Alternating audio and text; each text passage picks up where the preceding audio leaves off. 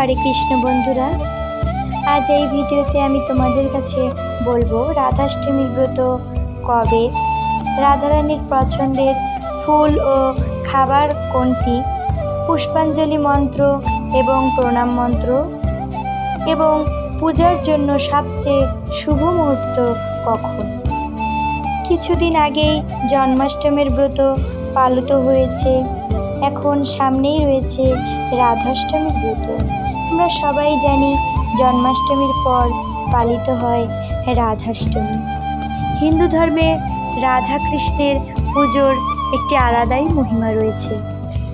কথিত আছে যে কৃষ্ণ জন্মাষ্টমী পালন করলে রাধা অষ্টমী অবশ্যই পালন করতে হয়।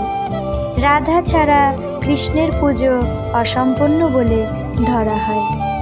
মান্যতা রয়েছে রাধা